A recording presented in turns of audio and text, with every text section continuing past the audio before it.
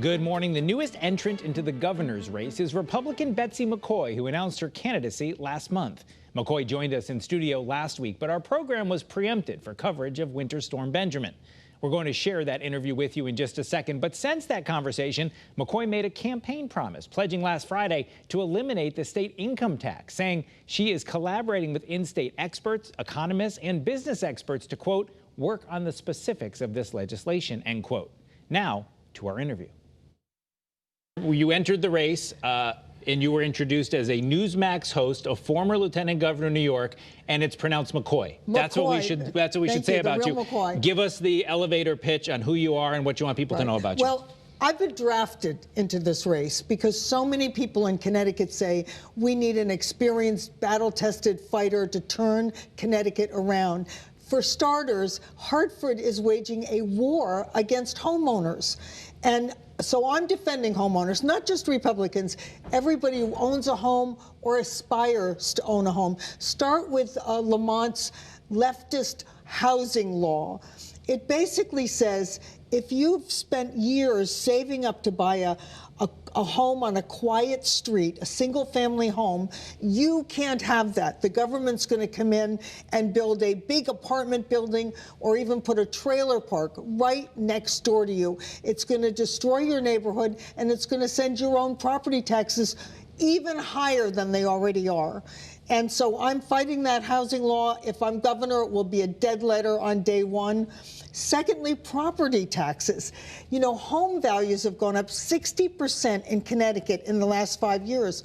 But that doesn't mean that homeowners have more cash in their pockets to pay higher taxes. No, not at all. So I would stop that mandatory every 5-year reassessment, right? And I would drive through the legislature a bipartisan law that caps property tax hikes at 2% or the rate of inflation, whichever is lower. And listen to this for seniors, because they are hurting the most. If you're a senior and you live in your primary residence here and you've lived here for years and paid taxes, right?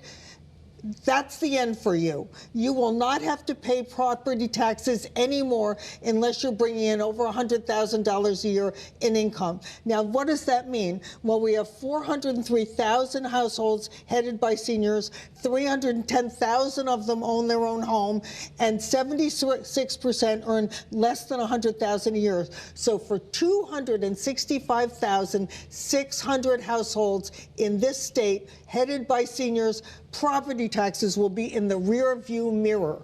You won't pay them anymore. So I want to talk more about you and why you got in the race, but you brought up some of your policies and they're on your website and they were part of your campaign announcement. Yes. So let's talk about those, because I think those three things in some sense are contradictory. The housing law, the objection to it is the government is taking control of local stuff. And then your other two proposals are capping property taxes and exempting seniors. They're not contradictory at all. Well, that's what I want to ask you, because aren't you telling the mayors and first select people that you're putting a limit on how they can run their government because of what they can charge? How do you respond to that? Well, no, it's the state that is mandating these reassessments every 5 years. That is not a local law. In fact, I believe it's a violation of the state constitution's local rule principle, and that's why I would freeze it. And the fact is that these property taxes have gone way up, far above the rate of inflation.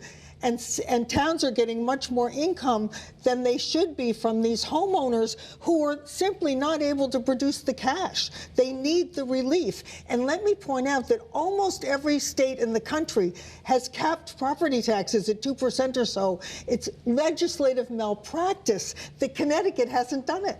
Tell me about your Republican opponents, Aaron Stewart, a former mayor of New Britain, Ryan Fazio, a state senator. Both fine people, absolutely fine people. I have nothing negative to say about them. But the reason I'm in this race is that so many people have come to me and say, we need a battle-tested fighter who can actually win. So you have nothing negative to say about them, but you'll have to beat them in a primary. So how do you differentiate yourself? I know that voters will take a look at the three choices and say, who's proven she can win a statewide race against a governor who aspires to a third term? Only one person. Who has been a policy expert for decades with a national reputation in fiscal matters, in healthcare matters, and in running a state prudently. Only one. In also looking at this, and I asked both Senator Fazio and Mayor Stewart the same question, it's always a tricky thing in Connecticut that you have to be in one place to win a Republican primary, but the general wisdom is you have to be more middle, more centrist to win a general election. My Do you agree? principles are very centrist. I represent the American dream, homeowners. Not every homeowner is a Republican, but 68% of Connecticut households own their own home, and they need someone to protect their interests and speak up for them when there's this war against homeowners. Also, prosperity. You know, I grew up here in Connecticut, in Milford, and then in Westport. My dad was a factory worker at the W.E. Bassett nail clipper factory in Derby. And yet, despite the fact that we had very little money, I was able to soar. The public schools here, the opportunity here. Connecticut was the opportunity state. Now it's literally the exit state. Families are leaving because there are so few opportunities. And believe it or not, Connecticut ranks 48th out of the 50 states in economic growth. Who would want to continue such a terrible record? Tell me about the endorsement of President Trump. Is that something you'll be seeking, and do you expect it? Because you've been a supporter of his, very outspoken supporter of his. Yes, I have been, and I'll say this. President Trump does what he believes is best for the United States, and I'm always going to do what's best for Connecticut. It's very funny. Some people criticize me because I'm a Trump supporter. Other people criticize me saying you're not supporting Trump enough. The fact is I'm standing on my own, and I'm running this race with or without the president's support. He has a lot of other things to worry about. So you haven't been assured that you'll get that? Well, of course not. It's so early in the race. Speaking of how wary we are in the race, you were the last or the most recent to enter this race. Does that put you at a disadvantage? You've said you want to use public financing, but Yes. that means you got to get a certain number of small money donors to get there. Are you concerned about having to get there to qualify for that? I'm not concerned because, as I said, I was drafted into this race. Such a public demand for an experienced person who can win this race.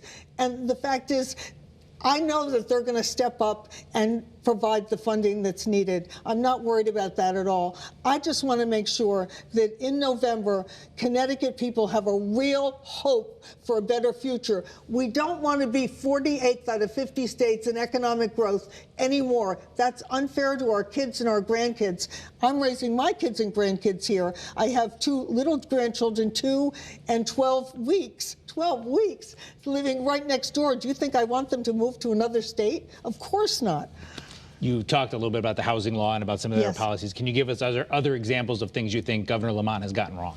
Well, energy for sure. Energy, Lamont is pushing offshore wind energy that costs 86 cents per kilowatt hour, whereas nuclear or natural gas generated electricity costs 46 cents per kilowatt hour. The only reason that blue states like Connecticut have soaring electric rates, it's not an act of nature. It's because the politicians make deliberate decisions to put expensive electricity into that grid instead of affordable electricity into that grid. No wind energy in Betsy McCaughey's administration. I'm going to make energy affordable again. All right. Well, we've gotten to cover a lot of the policies that you were nice enough to share with us this morning. This race is just getting started. We hope that as we progress down the campaign trail, you will come back and visit Absolutely. us again. We know that the candidates have pledged to move forward to that primary. I know you're one of them, Betsy McCaughey. Thank you so much for being with us. Thank you for inviting me.